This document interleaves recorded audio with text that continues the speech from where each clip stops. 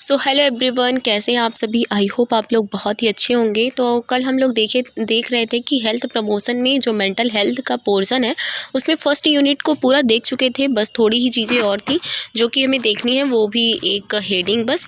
उसके बाद हम लोग बात करेंगे कि बहुत ही इम्पॉर्टेंट जो टर्मिनोलॉजी है, जो कि इस मेंटल हेल्थ में अगर आप पढ़ रहे हैं मेंटल हेल्थ को, तो ये टर्मिनोलॉजी आपको आनी ही चाहिए, क्योंकि हर जगह पे इस टर्मिनोलॉजी का यूज होता है और अगर आपको नहीं पता रहेगा तो आप चीज़ों को नहीं समझ पाएंगे।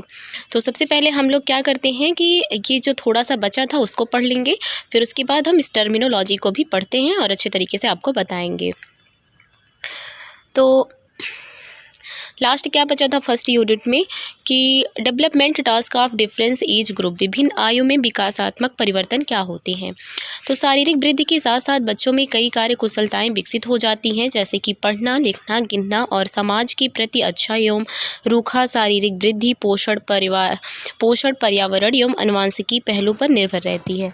मतलब क्या है कहने का कि जैसे शारीरिक वृद्धि के साथ साथ बच्चों में कई जैसे मानसिक वृद्धि भी होने लगती है, जैसे कि उनके अंदर पढ़ने का विकास, लिखने का विकास। और कभी कभी ऐसा एज ग्रुप आता है कि देखिए, जब बच्चे छोटे रहते हैं, मोस्टली देखा जाता है 5th या 8th क्लास तक क्या होता है कि माँ बाप को डांटना पड़ता है अपने बच्चों को कि पढ़ो पढ़ो, और बहुत ज़्यादा डांटना पड़ता है। लेकिन एक एज ग्रुप ऐसा आता है जब बच्चा कंपटीशन के एग्ज़ाम में घुसता है, तो या फिर 12th के एग्ज़ाम में जाता है, तो फिर उसके अंदर खुद ही पढ़ने की भावनाएं जागृत हो जाती हैं और तब बच्चे को कहना नहीं पड़ता कि पढ़ाई करो, वो खुद ही इतना समझदार हो जाता है कि वो पढ़ने लगता है।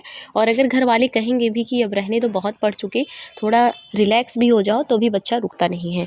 तो ये होते हैं कि शारीरिक वृद्धि के साथ साथ मानसिक वृद्धि भी होने लगती है। विभिन्न कार्य कुशलता विकास के लिए शिक्षक व माता पिता के सहयोग की आवश्यकता होती है। विभिन्न जो कार्य कुशलताएँ होती हैं वो विकास के लिए शिक्षक, देखिए जो भी कार्य कुशलता होती हैं उसमें शिक्षक और माता का बहुत बड़ा पहलू होता है, बहुत बड़ा योगदान रहता है। उन्हीं की वजह से जो अच्छी कार्य कुशलताएँ होती हैं वो बच्चे के अंदर आ पाती हैं। मैं अपनी ही बात करूं कि देखिए 5th तक क्या था कि घर वाले बहुत डांटते थे पढ़ने के लिए, बट पढ़ने का मन ही नहीं करता था। लेकिन 6th से ऐसा टाइम आया कि खुद से ही लगने लगा नहीं मुझे पढ़ना है, और 6 से किसी को डांटने की ज़रूरत नहीं पड़ रही थी, मैं खुद से ही पढ़ने लगती थी। तो यही होता है कि शारीरिक वृद्धि के साथ साथ विकासात्मक परिवर्तन भी आने लगते हैं। बोलचाल व व्यवहार बदलने लगता है, बच्चा स्कूल व घर पर ध्यान देने लगता है। तो क्या होता है कि पहले जो बच्चा रहता है वो ज़्यादातर गेम में ध्यान देता है, उसे जब भी टाइम मिलता है वो खेलने के लिए भागता है।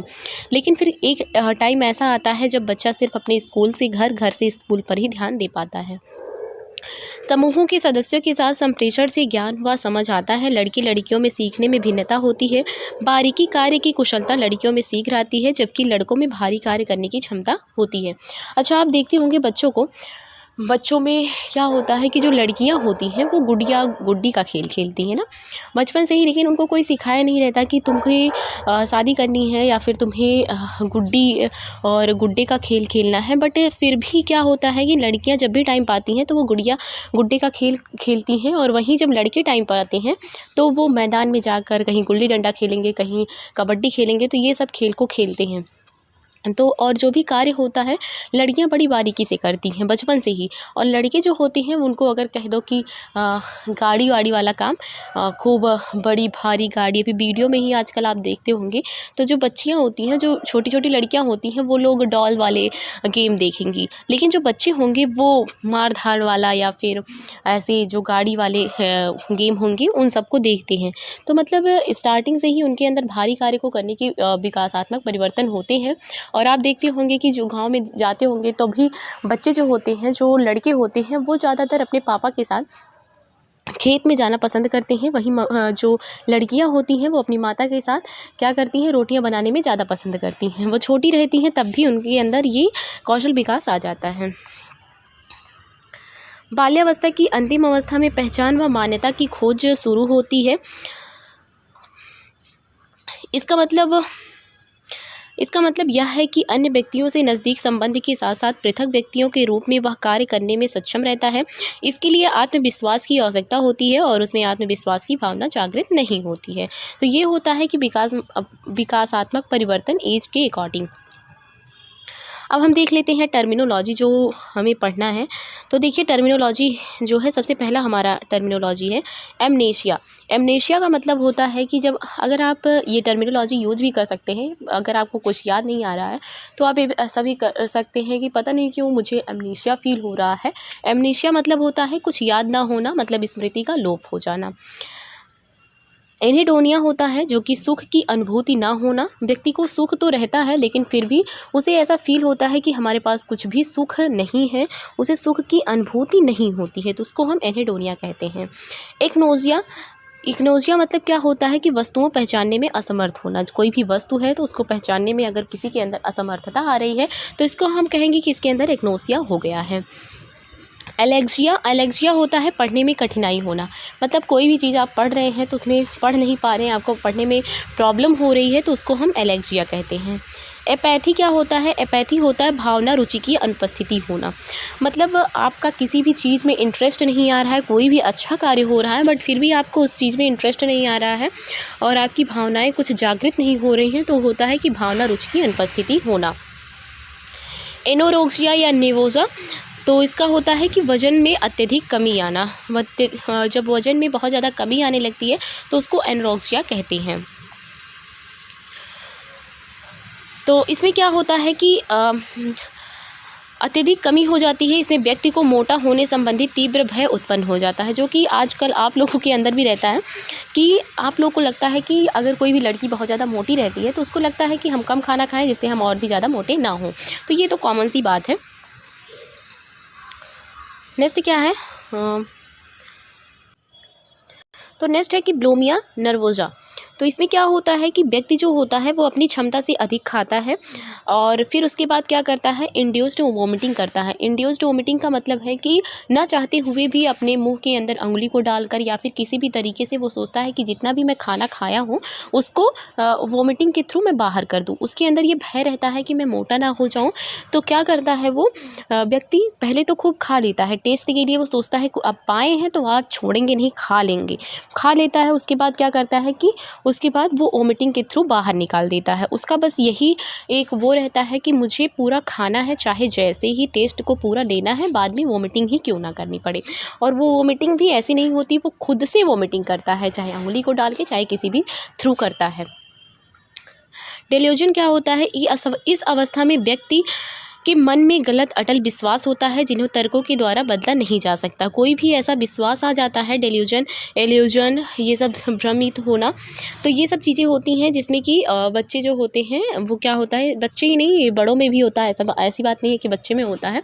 तो इस अवस्था में व्यक्ति के अंदर मन में गलत विश्वास आ जाता है। जैसे कि अगर कोई भी बाबा है, ठीक है, और कोई भी व्यक्ति है, जैसे कि आसाराम बापू ही थे, तो उनको अगर अभी भी बहुत लोगों को ये बातें बुरी लग सकती हैं, बट फिर भी मैं बताना चाहती हूँ, जैसे कि वो जेल में बंद हो गए हैं ना, लेकिन फिर भी अभी भी उनके जो भक्त हैं उनको अगर आप जाकर बोलेंगे कि नहीं वो गलत है, तो उनके अंदर वो कहेंगे नहीं, पूरी समाज गलत है, बाबा को गलत ठहरा रही है, वो गलत नहीं थे, बल्कि यही लोग गलत हैं। तो ये होता है, इसी को कहते हैं डेल्यूजन, कि मन में गलत अटल विश्वास होता है जिन्हें कोई भी आप कितना भी समझा लें, कितना भी तर्क दे दें, लेकिन वो व्यक्ति को क्या होता है कि वो विश्वास नहीं होता है। इकोलेलिया मतलब होता है कि दूसरों के द्वारा कहे गए शब्दों को दोहराना या पुनरावृत्ति करना।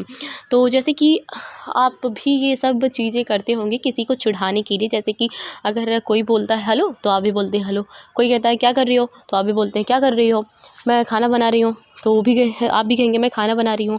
तो ऐसी चीज़ें आप किसी को अपने नॉर्मल जीवन में भी करते हैं, लेकिन ये क्या है कि जब बहुत ज़्यादा होने लगता है, कोई व्यक्ति हमेशा कहने लगता है, तो उसको एक बीमारी के अंतर्गत रखते हैं कि इकोलेलिया है इसको।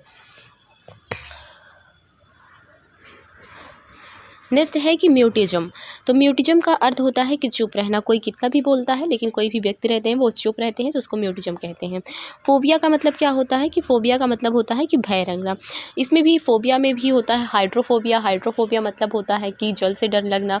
उसी तरीके से एक्रोफोबिया होता है, क्लास्ट्रोफोबिया होता है, मतलब बहुत सारे फोबियाज़ होते हैं इसमें।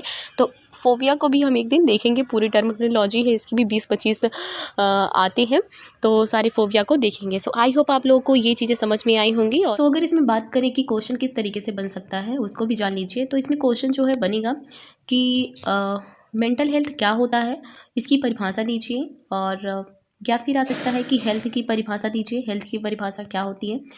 और इसमें मोस्टली क्वेश्चन आता है कि एक हेल्दी पर्सन और एक अनहेल्दी पर्सन, मतलब मेंटल इलनेस पर्सन और मेंटली हेल्दी पर्सन की क्या क्या डिफरेंस होते हैं उनको डिफाइन करिए। मतलब कि जो मानसिक रूप से स्वस्थ व्यक्ति है और जो मानसिक रूप से अस्वस्थ व्यक्ति है, उन दोनों में क्या अंतर होता है उसको बताइए। या फिर ये भी क्वेश्चन आ सकता है कि मानसिक स्वस्थ जो व्यक्ति होते हैं उनकी क्या विशेषताएं होती हैं उसको बताइए। तो ये आता है क्वेश्चन। और या फिर ये भी आ सकता है क्वेश्चन, कौन कौन से ऐसे फैक्टर हैं जो कि मानसिक स्वास्थ्य पर प्रभाव डालते हैं। तो ये क्वेश्चन आ सकता है। और एक क्वेश्चन जैसे कि इसमें से पूछ लेता है कभी कभी कि फोबिया के बारे में, कि फोबिया, एक्रोफोबिया आ गया, ये तो 1 नंबर के क्वेश्चन में कभी कभी आ जाता है। और बाकी जो मैंने टर्मिनोलॉजी बताई है, ये टर्मिनोलॉजी आपको याद करने के लिए है, क्योंकि आगे के क्वेश्चन आप नहीं समझ पाएंगे। मतलब आगे के जो मेंटल हेल्थ है उनमें बहुत सारी चीज़ें हैं जो कि आपको समझने में प्रॉब्लम होगी, इसलिए टर्मिनोलॉजी ये याद करना आपको ज़रूरी रहता है। सो मिलते हैं नई वीडियो के साथ, तब तक के लिए धन्यवाद।